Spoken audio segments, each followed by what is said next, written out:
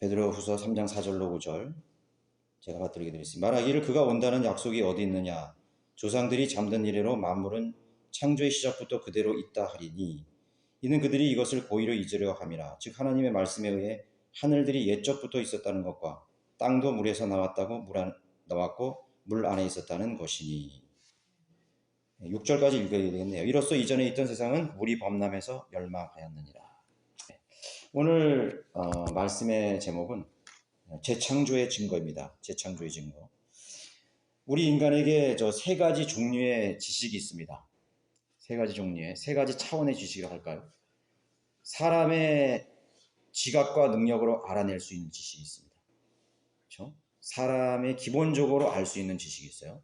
그래서 우리는 이 세상에 하나님께서 만드신, 조성하신 만물을 통해서 우리가 자연계시라고도 그렇게 말하는데 만물을 통해서 우리가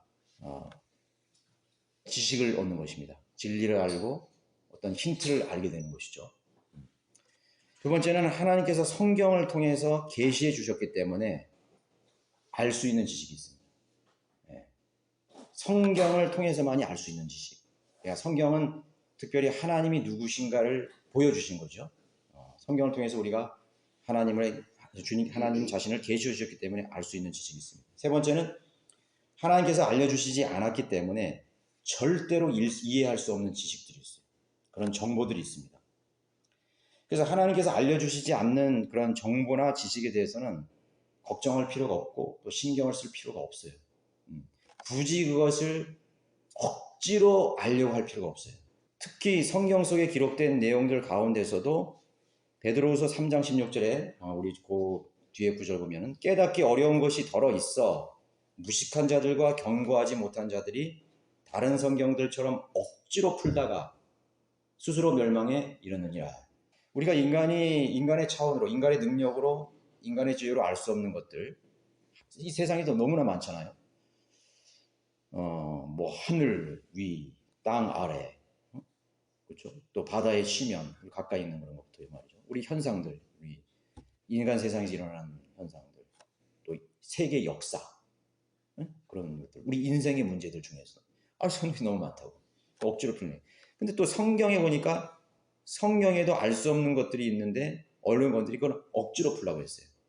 그래서 스스로 멸망에 이른다고 말한 것입니다. 억지로 풀다가 구원받지 못한 것입니다. 멸망에 이르는 것입니다.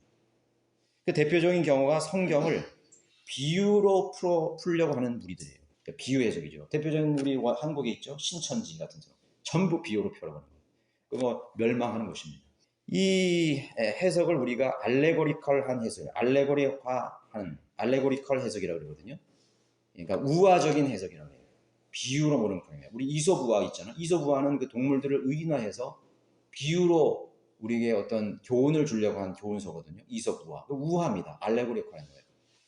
이 해석은 어디서 왔냐면 아프리카, 이집트의 알렉산드리아 이교도 사상가들에게도 왔어요. 알렉산드리아 철학가들, 알렉산드리아 사상가들에게서부터 이 알레고리컬, 우화적으로, 비유적으로 모든 것을 해석하려는 해석법이 나온 겁니다. 그것을 어디에 적용했냐면 성경에 적용한 거예요. 오리겐하고 필로 같은 사람들, 당대 그런 유명하다는 철학가, 사상가, 그리고 교부들이라고 하는 사람들이 성경을 우화로 풀기 시작한 것이죠. 비유적으로 풀기 시작한 것입니다. 그래서 지금도 그것이 우화적으로 계속 나오는 것입니다. 그것이 억지로 풀다가 멸망을 당하게 되는 거죠. 억지로 풀려고 하는 두 번째 경우가 있습니다. 두 번째 경우는 뭐냐면 성경을 인간이 쓴 책을 통해서 풀려고 하는 거예요. 무슨 말 아시겠죠? 성경을 푸는데 영국의 브리테니컬 백과사전, 뭐 한글사전, 영영사전, 무슨 그런 그 사전들이 있죠. 그런 사전을 가지고 성경을 풀려고 그러는 거예요. 그런 경우 많이 있습니다. 사람들은 또 더 나가서요. 신학자라는 사람들이 히브리어 사전, 헬라어 사전을 들먹이면서 성경을 풀려고 하는 거예요. 자신들이 이해를 못하니까 억지로 풀려고 히브리어는 어떻고 헬라어는 어떻게 운운하면서 원어를 갖단 말입니다. 그 원어를 운우는 사람들이 정말 헬라어나 히브리에 정통한 사람들일까요? 모국어로 사는 거 아니에요. 한국 사람들이, 미국 사람들이 자기가 신학자라고 그러면서 성경을 히브리어나 헬라 원어를 의미하면서 풀려는 거예요. 그 의도는 뭐냐면 자기가 원하는 결과를 도출해내기 위해서 히브리어 사전을 들먹거리는 거예요. 왜? 회중들은 그거 모르기 때문에. 그래서 그 사람들이 야, 헬라어 교수가 헬라어 원문이 이렇게 됐더라. 그렇게 하면 그것을 신뢰하고 믿어버리는 거예요. 자, 성경을 하나님의 영적인 하나님의 말씀을 인간이 쓴 사전이나 책으로 해석하려면 억지로 풀려고 하는 해석법의 한 가지입니다. 요한복음 6장 63절에 예수님께서 이렇게 말했습니다. 내가 너에게 한 말들이 영이요 생명이라. 내가 너에게 한 말이, 이 성경에 있는 모든 말씀들이 영이래. 영적인 차원 안에 있는 말씀이랍니다. 그 영적인 차원 안에 있는 그 말씀은 1차원도 아니고 2차원도 아니고 3차원도 아니고 4차원도 아니에요. 그 더 높은 수차원의 세계 속에 있는 하나님의 차원 속에서 우리에게 말씀하신 거예요. 그거를 인간이 얄팍한 3차원의 세계 속에서, 우리 인간은 3차원 세계 속에 사는 거예요. 공간, 선 1차원이죠. 평면 2차원이죠. X, Y, Z 위로 올라가면 3차원이 되는 거예요. 공간 속에 사는 거예요. 3차원밖에 안 되는 우리 인간이 하나님의 4차원 이상에 있는 하나님의 영적인 체를 억지로 풀려고 하는 것이 어리석죠. 그래서 성경을 어떻게 푸냐면 성경은 성경 구조를 통해서 서로 보완해주고 해석하는 원리를 통해서 성경을 해석하는 것이다. Scripture to Scripture, 구절과 구절을 비교하고 보완해 줌으로써 성경을 해석하는 것입니다. 그게 어디 있느냐 이거. 여기 있어요. 이사야 34장 16절 보세요. 자, 하나님께서는 참 재미있으신 분인 것 같아요. 거기 15절에 보면요, 부엉이에 대해서 말하고 있죠. 큰 부엉이가 거기에 깃들며 알을 까서 자신의 그늘 아래 모으고 독수리들도 각기 자기 짝과 함께 거기 모이리라. 너희는 주의 책을 찾아 읽으라. 이것들 중에는 하나도 부족한 것이 없고 하나도 자기 짝이 없는 것이 없으리니 이는 바로 나의 입이 명령하였고 바로 그의 영이 그것들을 모으셨습니다. 여기 뭐라 그랬죠? 짝이 있다는 거예요. 하나님께서 이 말씀들을, 하나님의 책을, 성경을 하나도 부족함이 없다 그랬어요. 하나도 부족함이 없는 것은 하나도 자기 짝이 없는 거예요. 그 구절과 짝을 이루는 구절들이 한 가지 이상 다 있다는 거예요. 그러니까 그 짝들은 뭐냐면 그 난해한 구절들을 보완해주고 이해시키는 하나님의 말씀이에요. 그것을 성령님께서 감동하셔서 성령님의 지혜로 영적인 안목을 열어주셔서 믿음을 가진 사람들을 통해서 그 성경의 말씀을 계시해 주는 것이죠. 그러니까 거듭나지는 못하고 성령 충만하지만 성령의 능력을 따르지 않는 사람들은, 신뢰하지 않는 사람은 절대로 성경을 찾아낼 수가 없어요. 그걸 봐도 그냥 다 지나가는 거예요. 눈을 그냥 감겨버리는 거지. 아무리 똑똑한 학자라도. 자, 성경은 그렇게 해석하는 것입니다. 자, 저는 오늘 이 우주와 땅이 재창조되었다는 성경적 근거를 찾아보려고 하는 것입니다. 여러분은 이미 다 우리 지금 있는 이 세상이 다시 한번 창조되었다는 걸 다 알고 있어요. 그런데 그 증거가 어디 있는 거예요? 성경의 증거들이 너무나 많이 있어요. 우리는 그것을 몇 가지, 다 우리가 여기서 공부할 수 없어요. 다음번에 2번, 3번 해도 모자랄 거예요. 그렇지만 제가 몇 가지를 통해서 오늘 여러분들이 그러한 진리의 지식을 가지고 있어야 되는 것입니다. 확고한 하나님 말씀에 대한 신뢰가 있어야 된다고 생각하는 것입니다. 최초로 재창조론을 주장한 사람은 사실 스코틀랜드의 신학자 로버트 찰머슨이라고 합니다. 이 사람은 1784년에 태어나서 1847년에 죽었어요. 굉장히 오래된 사람들이죠. 18, 17세기에 살았던 사람의 신학자였어요. 그런데 1611년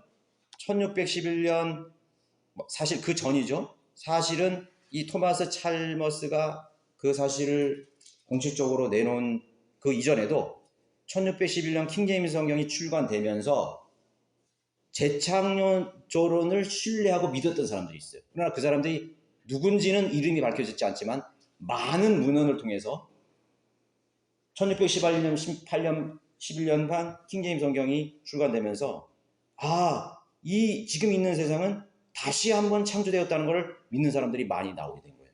그것은 바로 이 영어 킹제임스 성경을 통해서 하나님께서 눈을 밝혀준 거죠. 거기에 있는 말씀이나 단어나 여러 가지를 통해서. 그런데 그 이전에도 1세기의 그리스도인들부터 이미 재창조를 믿었다는 것을 증거하고 있어요. 이 말씀은 노아의 홍수에 대한 이야기야. 노아의 홍수라는 내용이 다른 구절이 있어요 또. 그러니까 1세기에서부터 있었던 이미 1611년 그 이전에도 이 세상은 다시 한번 창조되었다는 것을, 그 이전 세상이 있었다는 것을 분명하게 증거적으로 되는 것이. 그러니까 그 이후에도 중세기에도 성경대를 믿는 사람들 중에 수많은 그 그리스도인들이 재창조를 믿고 있었어요. 진리의 지식을 알고 있었다는 것이죠. 재창론자를 반대하는 그런 이론은 지구의 시작이 아담이 창조된 연대기를 계산해서 6,000년이다 이거예요. 지구의 인류의 역사가, 우리 인간의 아담으로부터 온 인간의 역사가 6,000년이죠. 그렇기 때문에 지구 자체도 그 당시 아담을 창조하기 전 5일 전이죠. 5일 전에 그 6일 동안에 사실은 모든 것을 창조하셨다. 그렇기 때문에 지구의 나이는 그렇게 많지 않다 이거죠. 땅의 나이는 많지 않다. 그러니까 젊은 지구론을 주장하는 거예요. 젊은 지구론. 6천년밖에 안 됐다는 거죠. 아마 지금 창조과학회, 미국의 창조과학회도 다 이거를 주장해요. 지구는 재창조되지 않았고 지구의 연령은 그렇게 만 년이 안 됐다 이거죠. 6천년밖에 안 됐다고 그렇게 주장을 합니다. 우주의 기원, 시작은 창세기 1장에서 기록된 대로 6일 안에 완성되었다고 해서 해석하지만은, 그렇게 사람들이 해석하지만 우리도 사실 그렇게 믿고 있었잖아요. 여러분들이 이 바른 성경을 알고 바른 지식을 알고 있을 때는 이 지구가 그 6천년밖에 안 됐다는 것을 우리가 믿고 있었어요. 뭐 창조과학, 저도 이제 대학교 때 창조과학회 그 세미나에서 갔는데 그걸 펼치는데 아주 뭐 논리적으로 펼치더라고요. 펼치는 걸 저도 믿었어요. 믿었다고요. 많은 지성이라고 생각하는 지성을 가진 그리스도인들도 첫 번째 창조는 없었고 사실 이 창세기 1장에서 모든 만물이 그때 다 창조되었다고 믿고 있는 것입니다. 그래서 우리는 재창조를 신뢰하는 사람들은 창세기 1장 1장과 창세기 1장 2절 사이에 어떤 커다란 공백이 있었다는 것을 우리가 이해하는 거잖아요. 받아들이는 거잖아요. 어떤 공백이 있었는데 그건 큰 사건이 있었던 거예요. 큰 사건인데 그 사건은 사실 여기에 안 나와 있어요. 직접적으로 재창조에 대한 구절이 없어요. 예. 그래서 그 사건은 첫 번째 우주 창조가 있었고, 우리가 이해하는 것은 사탄의 반역으로 인해서 처음 세상이 멸망해서 이 지구를 비롯한 우주는 다시 한번 만들어지게 되었다 이거죠. 그런 해석입니다. 그렇게 우리는 받아들이고 있는 것이죠. 그런데 우리가 이 이론과 해석을 우리가 받아들인 이유는 성경이 직접적으로 언급하는 구절은 없지만 성경과 성경을 서로 대조하고 짝을 이루는 구절들, 그 재창조를 표명하는, 재창조를 지지하는 많은 그런 구절들을 우리가 살펴봄으로써, 그 짝을 이루는 것을 살펴보면서 우주가 한번 멸망했다가 물로 다시 한번 멸망했다가 다시 창조되었구나 라는 것을 우리가 믿는 거예요. 성경 구절과 구절을 우리가 찾아봄으로써, 그렇죠? 이해함으로써 알게 되는 것입니다. 우리가 성경에는 직접적이지 않는 그런 교리들이 굉장히 많아요. 환란 전 휴거, 직접적으로 여러분 성경 구절이 있어요? 환란 전에 교회가 들림받는다는 구절이 있어요? 없기 때문에 교회가 환란을 통과한다는 이론들이 많은 거예요. 그렇지만 성경과 성경을 모든 성경을 다 우리가 공부해 봄으로써 교회는 환란을 통과하지 않고 주님께서 공중에서 우리를 부르시는구나 이거예요. 환란 전에. 그러니까 교회가 환란을 통과하지 않는다는 것이. 그렇죠? 그것을 우리가 성경과 성경을 대조함으로써 우리가 믿게 되는 것이죠. 그래서 직접적이고 문자적으로 어떤 개념을 알려주지 않는 예가 굉장히 많아요. 굉장히 많습니다. 여러분 어린아이가 몇 살 때 복음을 받아들일 수 있는 거예요? 그 구절이 있어요? 어린아이가 몇 살 때 죄의식을 느끼는지에 대해서 성경이 직접적으로 언급하는 구절이 없잖아요. 그렇지만 우리가 성경을 읽어오면은 죄의식을 가질 나이, 죄의식을 가질 그 나이쯤에 복음을 전하는 거죠. 죄책감을 느끼는 그새 복음을 느끼는 거죠. 그때 복음을 전한 거예요. 뭐 언제 그 복음을 전하라 그런 게 없어 할지라도 우리는 복음을 이해함으로써 진리를 이해함으로써 우리가 어린아이가 몇 살 때 구원 복음을 전해야 되는지를 알게 되는 거죠.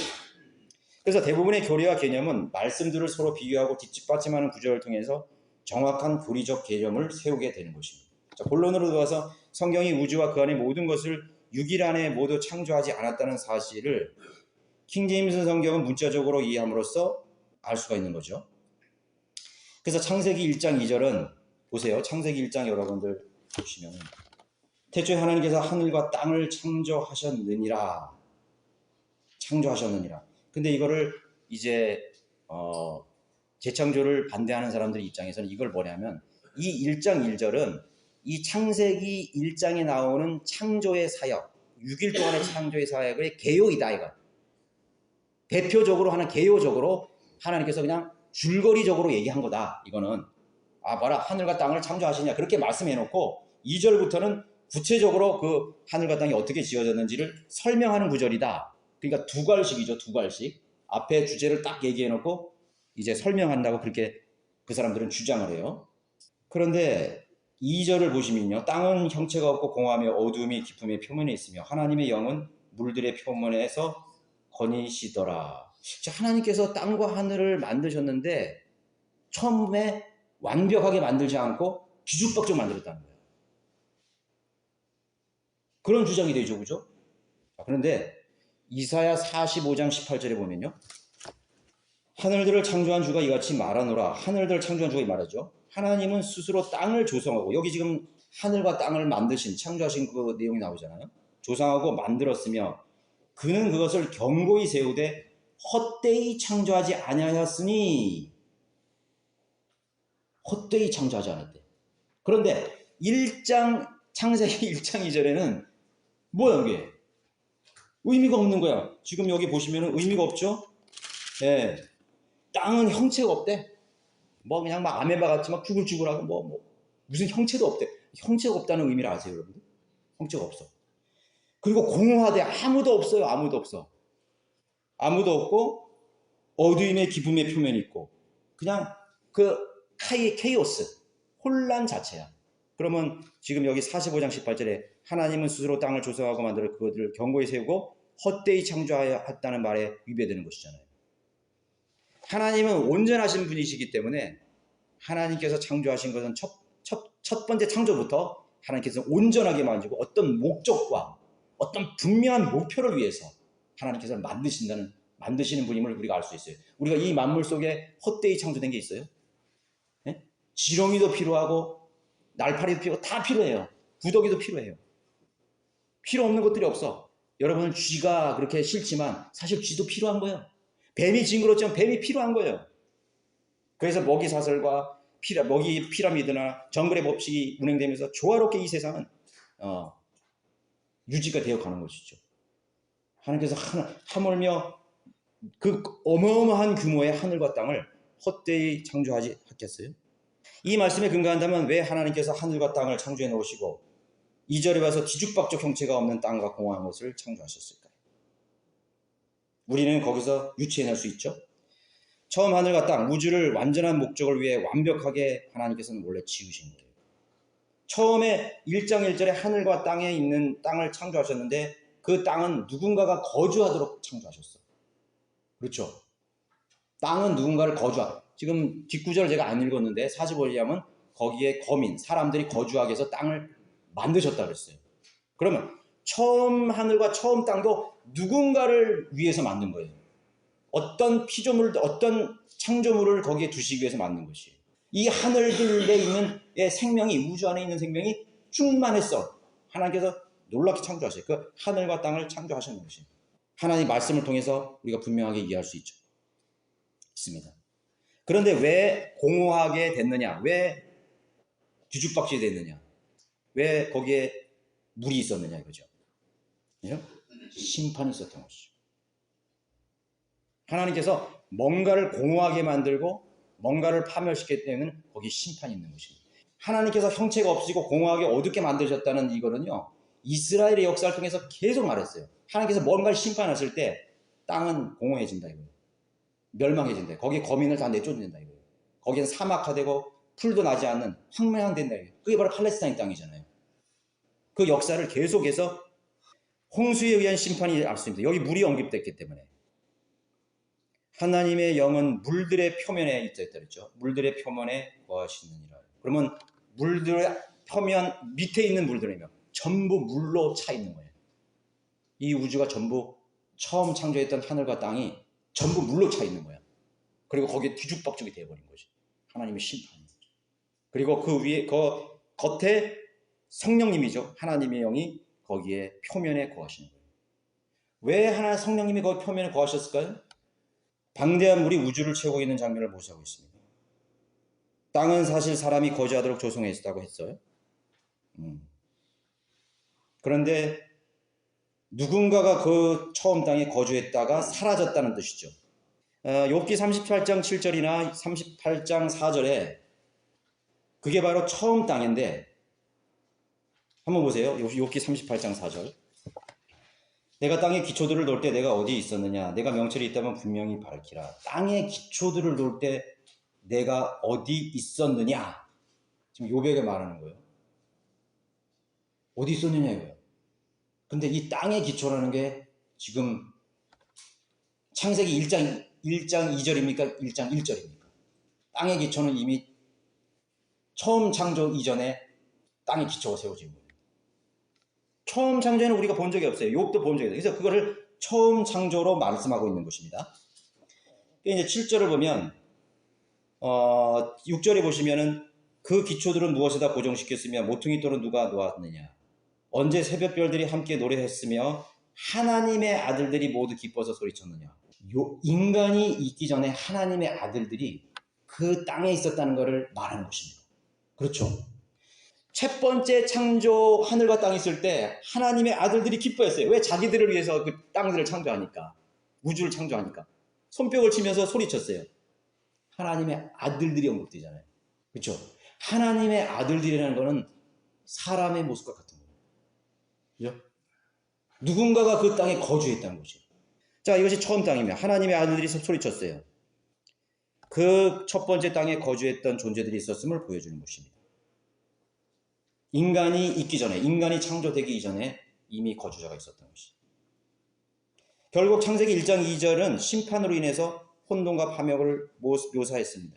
창세기 6장에서도 노아의 홍수 전에 하나님의 아들들이 언급되어죠. 지금 욥기에는 하나님의 아들들이 많이 언급됩니다. 사탄이 욥을 시험하겠다고 왔을 때 하나님의 아들들이 있었어요. 그 하나님의 아들들이 첫 번째 창조에 있었다는 거, 존재해 있었다는 거죠. 그 하나님의, 그럼 결국은 뭐냐면 1장과 2절 사이의 심판은 마귀와 하나님의 아들들에 대한 심판이에요. 영적인 존재들의 심판이죠. 그 땅에 거주했던 거주민들에 대한 심판이 있었답니다. 그리고 그 땅에 있었던 존재들, 그 처음 땅에 과연 사람만 살았을까요? 그러니까 하나님의 아들만 살았을까요? 그 당시에도 첫 번째에 있었던 식물, 종류별로 식물이 있었습니다. 종류별로 곤충이 있었고 종류별로 동물들과 짐승이 있었어요. 심지어는 공룡도 있을지 몰라. 첫 번째 창조에는 엄청난 번영이 있었어요. 그런데 과학이, 지질학과나 고고학이 지금 그거를 참사해 보니까 지구 나이가 굉장히 그렇게 오래되지 않는, 늙지 않았는 것 같은데, 그 화석의 뭐랄까 뼈라든가 무슨 뭐 물고기 뼈를 보니까 너무 오래된 거야 이게. 무슨 뭐 몇만 년 전, 뭐 만 년 전, 2만 년 전, 무슨 캄브리아기 막 이렇게 하면서 막 얘기하잖아요. 창세기 1장에서 말하는 창조의 시간을 훨씬 초과하는 지구의 나이예요. 그래서 이 세상의 과학자들은 성경을 모으기 때문에 지구는 몇만 전에 있었다. 몇억 년 전에 45억 년 됐다. 그리고 뭐 어떻게든 진화돼서 막 이렇게 했다 이렇게 가르치잖아요, 그죠? 근데 우리가 성경을 보니까 재창조가 나오고 처음에 창조한 세계가 있어. 그것이 물 속에 들어갔다가 다시 나온 거예요. 여러분 놀라운 건 뭐냐면 저기 보이저나 이런 그 새틀라이트 그 위성이들이요 목성, 토성, 해왕성까지 다 가요. 그런데 쫙 화성을 탐사하고 여러분들도 그걸 뉴스를 들어서 화성을 탐사했더니 산의 흔적이 있어. 여러분 그거 보셨죠? 화성에 호수의 흔적이 있어. 화성에 강의 흔적이 있어. 바다의 흔적이 있어. 다 나와요. 그래서 사람들이 물이 있을 거라고 생각하고 계속 탐사하는 거예요. 목성 뒷면에 갔더니 거대한 산에 지형들이 있고 말이야. 거기에 무슨 구렁들이 있고 말이야. 강의 흔적들이 있고 다 있는 거예요. 우리는 진리의 지식을 통해서 아는 거예요. 목성도 땅이고 화성도 땅이고 다 땅이에요. 우주에 수많은 별들이 있어요. 누군가가 거기에 충만하게 거주했다. 자, 그때는 우리가 여기서 이따가 나오겠지만은 하늘과 땅입니다. 단수로 표현했어요. 그냥 하나의 하늘이에요. 첫 번째 장은 하나의 하늘로 되어 있습니다. 하늘들이 아니에요. 하늘들이라는 것은 창세기 1장 이후에 나옵니다. 그러니까 첫 번째 창조에서는 전부 그냥 통틀어서 하나님께서 하나의 하늘로 만드신 것이죠. 거기에 거주문을 하나님의 아들들이 있었다는 것이죠. 그리고 많은 생명체들이 거기에 살았다는 것을 존재하는 것을 우리가 이해할 수가 있는 것입니다. 창세기 1장 2절에서 심판으로 있어서 그 화려하고 번성했던 그런 땅이 우주가 갑자기 1장 2절에서 심판으로 인한 혼돈과 파멸을 묘사하고 있는 것입니다. 예레미야서 4장 23절에서는 이스라엘 분순종으로 인한 묘사가 나와요. 그들에 대한 심판을 하며 여기서 한번 찾아보세요. 예레미야 4장 23절. 분명히 이해하셔야 됩니다. 왜 창세기 1장 2절이 심판에 대한 묘사라는 것을 증명해 주는 거예요. 하나님의 우주적 심판을 증명해 주는 집중적인 구절이에요. 그래요? 예레미야 4장 23절에 보면 내가 땅을 보았더니 보라 형체도 없고 공허하며 하늘들에도 빛이 없더라. 지금 이 구절로는 무엇에 대한 심판이냐면 이스라엘 민족에 대한 심판이에요. 이스라엘 민족에 대한 대심판을 얘기할 때 창세기 1장 2절에 있는 단어를 그대로 사용하셨어. 그죠? 내가 땅을 보았더니 그 팔레스타인 땅, 이스라엘 땅을 보았더니 보라 형체도 없고 공허하다 이거죠. 하늘에도 빛이 없더라. 그러니까 창세기 1장 2절은 하나님의 심판을 묘사하는 정확한 구절이라는 것을 예레미야 1장 지금 이 구절만 있는 게 아니에요. 제가 이 한 구절만 찾아봤어요. 항상 하나님께서 심판을 얘기할 때 형체도 없고 공허하다 그랬습니다. 그러면서 우리는 성경과 성경을 대조해 보면서 창세기 1장 2절은 무언가 하나님께서 하늘과 땅을 심판하셨다 이거를 증명하고 있는 것이에요. 전쟁과 또 미래에 있을 대환란입니다. 대환란까지 여기는 지금 예언한 것이죠. 역사적인 것은 전쟁으로 인해서 파괴된 땅과 그 거주민, 쫓겨난 거주민 상태를 말하는 것이고 장차 있을 대환란에 있을 하나님의 심판에 있어서도 동일한 단어를 쓰시면서 했습니다. 두 번째는 기록된 단어의 차이가 두 사건을 증거하고 있다는 사실을 우리가 유추해 볼 수 있어요.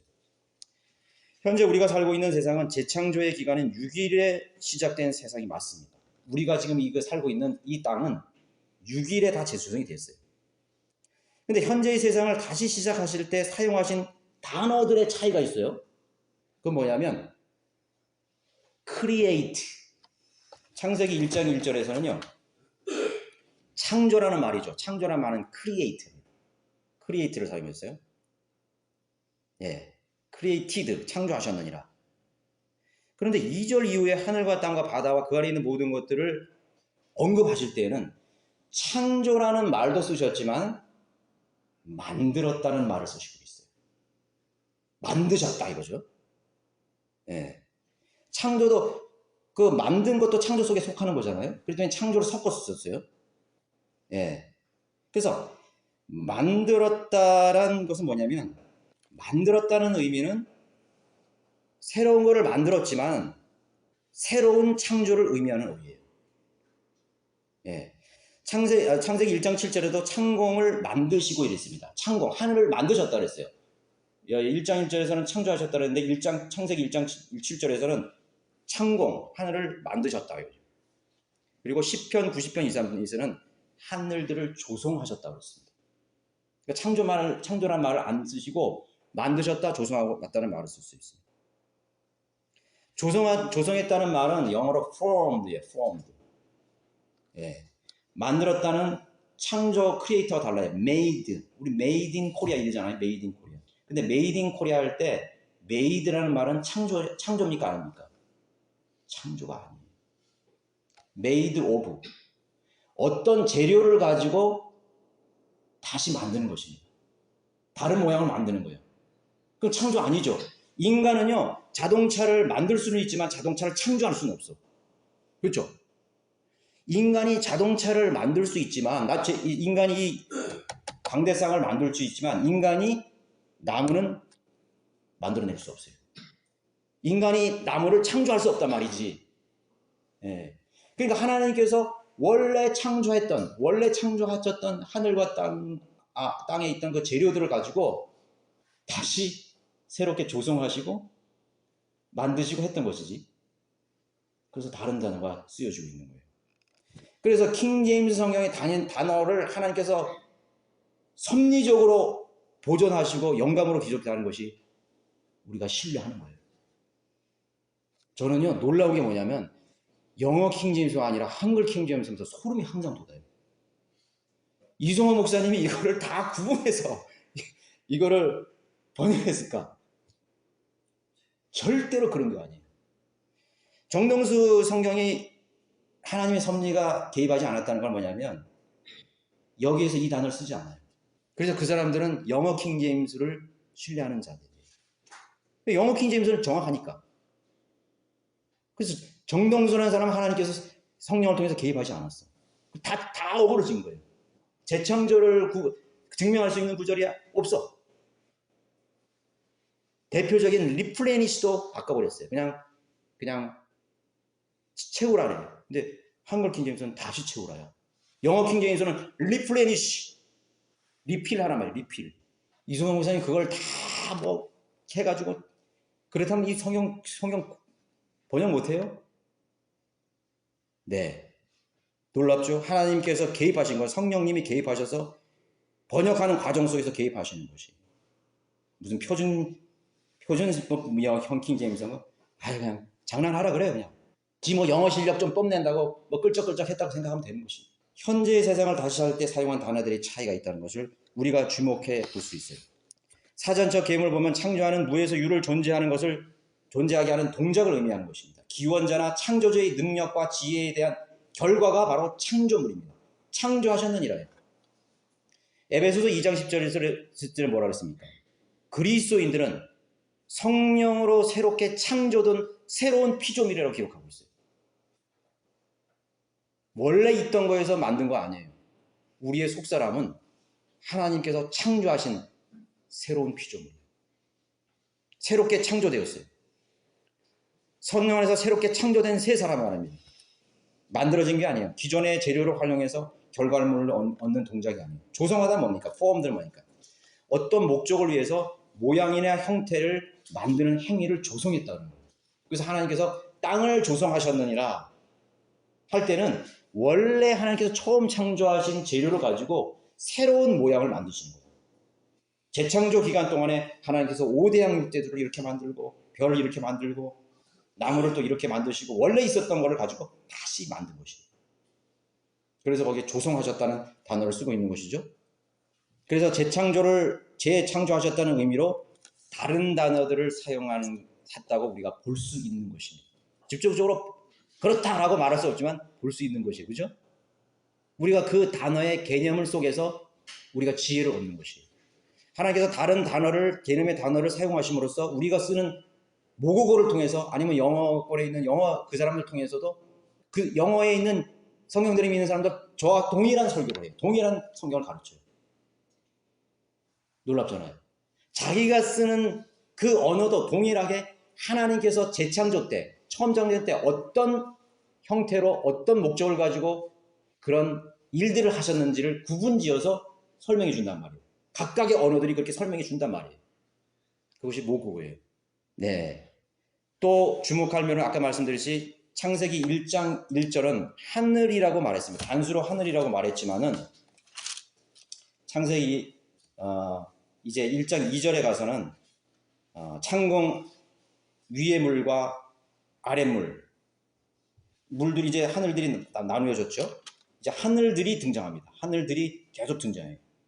그래서 하늘들을 복수어로 쓰고 있어요. 뭐 셋째 하늘, 하늘들의 하늘들이라도 이런 말씀이 있어요. 자, 찾아보진 않겠습니다. 여러분들 그것은 다 아는 부분이기 때문에 복수로 사용했다는 것을 알 수 있습니다. 무언가 대단한 격변이 있었다는 것을 말해주고 있는 것이죠. 격변이 있었습니다. 세 번째는 새로운 창조의 간접적 증거로는 하나님의 영이 언급됐다는 것이죠. 지금 창세기 1장 2절에서 땅은 형체가 없고 공함이 어두움이 깊음의 편에 있으며 하나님의 영은 물들의 표면에 거하시니라. 여러분들 하나님의 영, 성령님 왜 물들의 표면에 계셨을까요? 새로운 창조를 위해서 준비하시는 것입니다. 하나님의 영은요, 하나님의 성령의 역할이 많은데 성령님이 하시는 일은 뭔가 새로운 일을 하실 때 거기에 개입하십니다. 네. 사람이 거듭날 때, 거듭남이 뭐죠? born again입니다. 새롭게 태어나는 것입니다. 새롭게 태어날 때 누가 개입하시는 거예요? 성령님이 개입하시는 것입니다. 성령님이 그 사람의 마음속에 예수님이 그리스도 이름을 명령할 때 성령님이 그 사람의 마음속으로 들어가는 겁니다. 사실 우리 인간은 뭐예요? 물입니다. 우리 인간은 사실 우리가 새로운 보자면요, 우리 인간도 사실 재창조된 사람이에요. 그리스도인은 재창조된 사람이야. 지금 이 물리적인 세상의 창조는 한 인간이 거듭난 모형을 그대로 보여주고 있습니다. 하나님이 없던 여기들의 생각은 뒤죽박죽했습니다. 혼란졌습니다. 가치관도 혼란스러웠습니다. 죄와 허물과 멸망과 죽음으로써 우리는 소망이 없는 공허하고 빈 우리의 이 내면은 비어 있었습니다. 그렇죠? 우린 뒤죽박죽 되어 있어요. 우린 죽을 수밖에 없는 사망의 몸을 가졌어요. 그래서 성령님이 우리의 몸을 두드리시는 겁니다. 모든 죄인들, 공허하고 텅 빈 그 죽음을 기다리는 소망이 없는 그 인생들, 그 죽음과 같은 세계에 생명이 없는 그 사람에 살아있지만 죽었습니다. 그 사람 위에 성령님이 거니시는 것입니다. 모든 죄인들이 거니십니다. 우리가 복음을 전할 때 성령님이 거기 가십니다. 우리가 전하는 복음, 설교하는 복음, 우리가 전하는 전도지, 우리가 구령하는 메시지에 성령님이 거기에 계시는 거예요. 모든 사람들의 인생 속에 하나님이 성령님이 계시는 거예요. 대기하고 있는 것입니다. 계속 문을 두드리는 겁니다. 누구든지 그 음성을 듣고 문을 열면 내가 그에게로 들어가서 먹고 마시고 새로운 생명을 얻는 것이죠. 빛이 있으라 하심에 빛이 있었다는 것입니다. 그 생명이 없는 인간의 내면 속으로 빛이 들어갑니다. 하나님의 말씀이 들어갑니다. 그 사람의 어두운 마음은 빛으로 가득합니다. 하나님 보시기에 좋았더라. 공허한 바다에 아무것도 없는 심연에 하나님께서 말씀하실 때 거기에 생명이 있었습니다.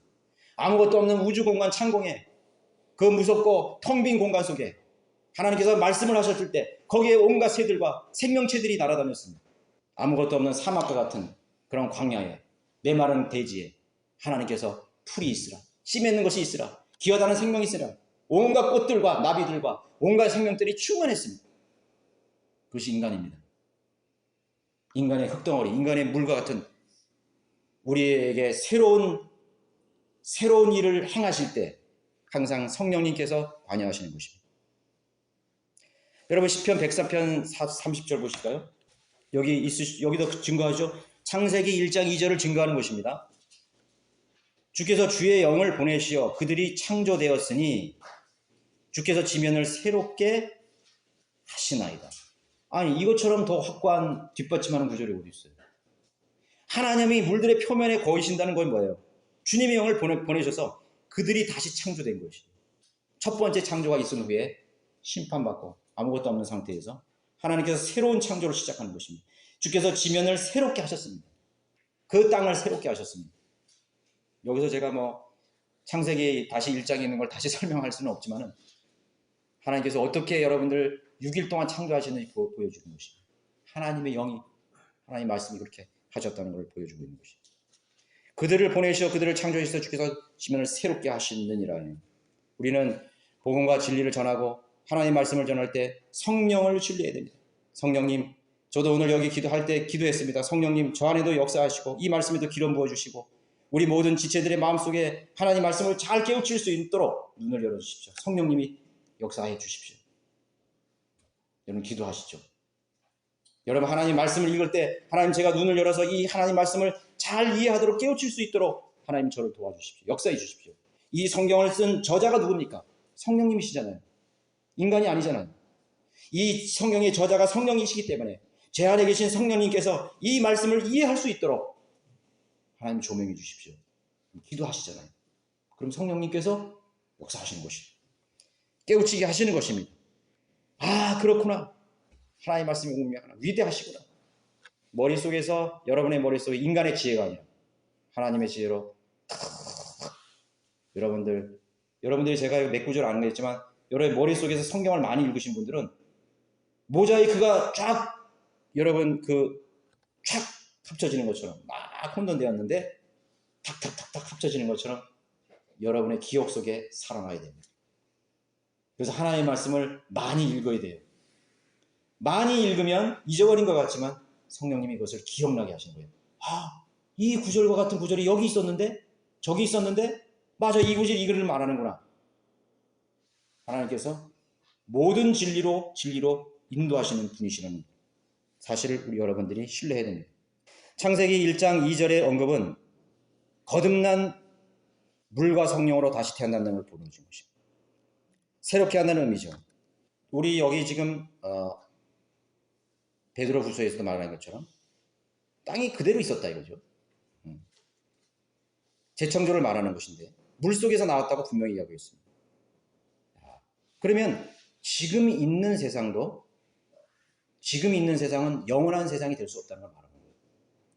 처음 있는 세상과 처음 있는 땅이 물로 한번 파괴되어서 심판을 받았다면 그럼 지금 있는 재창조된 이 땅도 얼마든지 파괴되고 혼란으로 가득 찰 수 있다는 것이죠. 그죠? 혼란 가득 찰 수 있는 거예요. 그래서 계시록 21장을 우리가 볼 수 있는 것이죠. 그냥 읽으려니 복잡하지 마세요. 또 내가 새 하늘과 새 땅을 보니 처음 하늘과 처음 땅은 사라지고 바다도 더 이상 있지 아니하더라. 이 땅과 하늘은 영구적인 것이 아니라는 걸 말해주는 거예요. 처음 하늘과 처음 땅. 사실 우리가 있는 이 땅은요, 사실 첫 번째 창조에 만들어졌던 땅이거든요. 그걸 다시 조성하신 것이거든요. 물에서 그걸 끄집어내서 분리시킨 거거든요. 물과 육지를 분리시키고 하늘들을 분리시키고 했던 것이거든요. 그럼 이 처음과 새 하늘은 어디예요? 처음에는 물로 심판받았지만 두 번째 심판은 뭐예요? 노아 홍수 때 얘기했죠. 절대로 홍수로는 심판하지 않아요. 사람들이 두려움을 갖는 거예요. 하나님이 물로 한번 이 세상을 심판하게 또 심판을 하면 홍수만 하면 두려워하는 거예요. 두려워하지 말라는 거예요. 그래서 무지개를 하나님 보여주신 거예요. 이 성경을, 이 물 심판을, 우주적인 심판을 기록한 베드로가 동일하게 불과 유황으로 세상을 태워버리시겠다고. 물이 아닙니다. 그래서 처음 하늘과 처음 땅은 사라져버린 것이죠. 그리고 새 하늘과 새 땅을 보게 되는 것이죠. 처음 하늘과 처음 땅이 있었다는 것은 옛 세상이 있었다는 것이고 새로운 세상이 있다는 것을 증명해 보이는 것입니다. 네 번째로는 킹제임스 성경에서의 다시 채우랍니다. 창세기 1장 28절에 보시죠. 이거 우리가 많이 여러분 배운 구절이 되실 것입니다. 직접적으로 28절 하나님께서 그들에게 복을 주시고 하나님께서 그들에게 말씀하시기를 다산하고 번성하며 땅을 다시 채우고 그것을 정복하라. 그리고 바다의 고기와 공중의 새와 땅에 움직이는 모든 생물을 다스리라. 하나님께서 왜 이 정복하고 다스리라는 걸 강조하셨을까요? 첫 번째 창조 때 누군가가 땅을 정복하고 다스렸던 존재가 있었던 것이지. 그래서 이제 그 존재는 실패했어. 그래서 심판하셨어, 하나님께서. 그러니까 네가 이제는 다시 채우고 정복하고 다스리라. 그렇게 말하는 거예요. 단순히 막 자손을 번식시키고 막 그런 의미가 아니야. 다시 채우라 이거예요. 실패한 그 옛 땅을 다시 채우고 네가 그것을 정복하라 이거예요. 그 전에 정복자가 있었어요. 누구예요? 루시퍼였지. 정복하라는 의미는 뭐냐면요. 첫 번째 정복자가 나타났을 때 네가 그것을 이기라는 말이에요. 그러니까 뭐를 예시한 거예요? 뱀이 나타날 것을 하나님 하셨던 거예요. 그래서 아담에게 그 명령을 준 거예요. 너는 이기는 자가 되라 이거예요. 정복하라 이거예요. 누구에게도 너는 패하지 말라 이거예요. 너는 다시 채우고 정복하래요. 첫 번째 그 존재가 땅을 다시 채우고 타락했다 이거예요. 하늘에 하나님의 아들들 타락시켰다 이거예요. 그리고 하나님을 대적했다 이거예요. 구름들 위에 올리고 하늘의 별들 위에 더 높아져서 자신의 보좌를 하나님의 보좌 위에 높이리라고 하나님을 반역했다 이거지. 하나님께서 심판하시는 땅으로 쫓아내보는 거예요. 떨어진 자이죠. 그래서 fall, 타락입니다. 땅으로 내어 있습니다. 그 존재가 있다는 걸 아는 거예요. 그 존재는 이제 옛뱀으로 변했고 막이에요. 그래서 옛뱀이라는 것은 에덴 동산에만 있었다고 옛뱀이 아니에요. 물론 아담과 사탄이 두 번째 창조에 창조되었다면 아담하고 뱀은 나이 차가 얼마 안 나, 사실은. 그렇죠? 그렇지만 이 지구의 모든 것, 하나님께서 첫 번째 창세기 1장에서 모든 걸 창조했다고 주장하는 사람들 중에는 사탄이 이 창조의 사역에 만들었다고 주장하는 사람들이 있어요. 절대로 그렇지 않아요. 그렇기 때문에 첫 번째 창조를 부인하기 위해서 사탄의 타락을 창세기 1장에 묶어놓는 거예요. 그래서 그래야만 첫 번째 창조를 부인할 수 있기 때문에. 그게 아니거든. 사탄은 이미 재창조 이전에 첫 번째 창조 상황 속에서 지음을 받은 거예요. 그것에 동산이 있었고 각양 보석들로 휘황찬란하게 덮는 그룹으로 있었다는 것이지. 그 존재가 땅으로 내려왔을 때 정복하고 너는 다시 채우라 이거지. 그러나 슬프게도 아담도 역시 실패했죠. 그 첫 번째 정복자에게 실패한 거예요. 그래서 예수님께서 뭐예요? 이 세상의 신, 공중 권세를 장악한 권세자가 바로 마귀예요. 지금도 그 권세는 유효해요. 사람들을 하나님께서 세웠어요. 왕으로 세웠어요. 지도자로 세웠어요. 다 실패했어요. 주 예수 그리스도만이 오셔야 돼요. 그분이 사탄의 마지막 옛뱀의 머리를 깨뜨리시고 참 왕국이죠. 자, 여기 다시 채우라고 제가 다시 설명을 다른 데로 빠졌는데 여기 창세기 1장 28절을 replenish, 다시 채우라고 했습니다. 다시 채우라는 것은 잘못 번역이 된 게 아니에요. 말레라는 이 히브리어 말은 채우다라는 말도 있고 다시 채우라는 말이 있어요. 그러나 두 가지 용례로 다 쓰이고 있습니다. 창세기 1장 28절에 똑같은 창세기 1장이 아니라 9장 1절에도 똑같은 단어를 쓰고 있는데, 자, 우리는 성경과 성경 구조를 비교함으로써 알죠? 하나님께서 노아와 그의 아들들에게 복을 주시며 그들에게 말씀하시기를 다산하고 번성하여 땅을 뭐라고 했습니까? 다시 채우라. 그러면 창세기 1장 28절에 있는 단어가 잘못된다면, 창세기 1장 28절에 있는 리플레니시라는 다시 채우라는 단어는 역시 마찬가지로 9장 1절에 사용한 다시 채우라 리플레니시와 똑같은 의미가 있는 거예요. 뭔가 첫 번째 뭔가 있었어. 뭔가 첫 번째 창조가 있었어. 뭔가 첫 번째 그럴싸한 번영이 있었어. 번성한 것이 있었어. 노아도 똑같잖아요. 물로 멸망한 세상을 뒤죽박죽하느냐. 노아 용서 그냥 물이 그냥 찼다가 쑥 가라앉은 게 아니에요. 대격변이 있어요, 여러분. 여러분 쓰나미 한번 봐요. 완전히 땅이 파괴되잖아요. 지형이 바뀌잖아요. 쓰나미 한번 와봐요. 홍수 한번 봐봐요. 다 파괴돼. 그런데 이 지구 전 우주적인 홍수가 있었다고 할 때 얼마만한 지질하게 변동이 있었겠어요. 뒤죽박죽이라고. 그래서 지금 히말라야에서 소금이 나오고 안데스 산맥에서 그 염수 저수지가 나오는 거야. 뭐죠? 짠 호수가 그 산 위에 있는 거예요. 짠 호수가. 노아 홍수라는 거 얼마나 큰 격변이었어요. 똑같은 단어가 리플레이시로 사용하고 있다는 것이. 첫 번째 것이 심판받은 후에 두 번째 다시 채워난 것을 증명해주는 직분 구절이죠. 옛뱀이 그 사탄이 옛날에 동산에 있었다는 사실을 많이 증거해주는 구절들. 여기는 너무 시간상 찾아보진 않겠습니다. 자, 우리가 영적으로 다시 한번 우리가 볼 수 있죠. 우리의 육신의 본성과 옛사람, 죄인들이 마음의 깊은 물들을 표면 위에 움직이시는 그 성령을 다시 한번 말씀해 주고 있는 것입니다. 여러분들, 하나님의 말씀이라는 것은, 하나님의 말씀을 여러분 공부하는다는 것은 내 믿음을 더 견고케 하는 것입니다. 하나님이 얼마나 하나님 말씀을 통해서 자신을 계시하실 때 정확하게 계시했는지를 알고 있는 것입니다. 하나님께서 우리가 그것을 이해할 수 있는 지각과 현명한 생각을 주셨어요. 하나님 말씀을 숙고하시고 묵상하시고 공부하십시오.